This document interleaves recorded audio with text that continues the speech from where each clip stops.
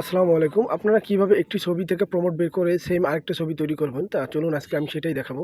তো প্রথমে আপনার জিমিনি অ্যাপসটা ওপেন করতে হবে। জিমিনি অ্যাপসটা ওপেন করার পর আপনার যে ছবিটা পছন্দ হয়েছে, যে ছবির মতো আপনি ছবি তৈরি করতে চান, তো সেই ছবিটাকে আপনি স্ক্রিনশট হোক বা ডাউনলোড করুন, যেভাবে ইচ্ছে সেইভাবে আপনি ছবিটা সংগ্রহ করুন গ্যালারিতে। তো আমি স্ক্রিনশট নিয়ে নিলাম। এবার জিমিনি অ্যাপসটা ওপেন করলাম। জিমিনি অ্যাপসটা ওপেন করার পরে এই যে প্লাস আইকন আছে কর্নারে, এই প্লাস আইকনে আমি ছবিটার গ্যালারি থেকে আপলোড দিলাম।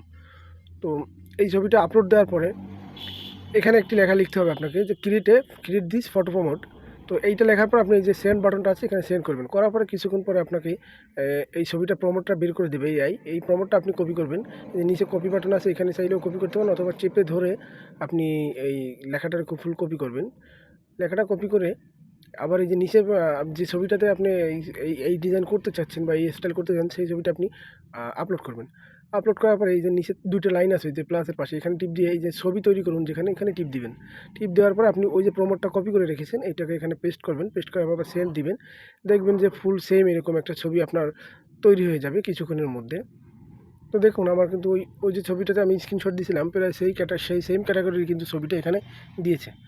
আপনি চাইলে আপনি বিভিন্ন রকমের ডিজাইন করতে পারবেন। যেমন আপনার পা উপরে তুলতে হোক বা যাই করতে হোক, হাতে ঘড়ি বা চশমা, আপনি চাইলে এখানে আপনি লিখে দিলেই হবে। এই যে নিচে ছবির বর্ণনা দিন এখানে।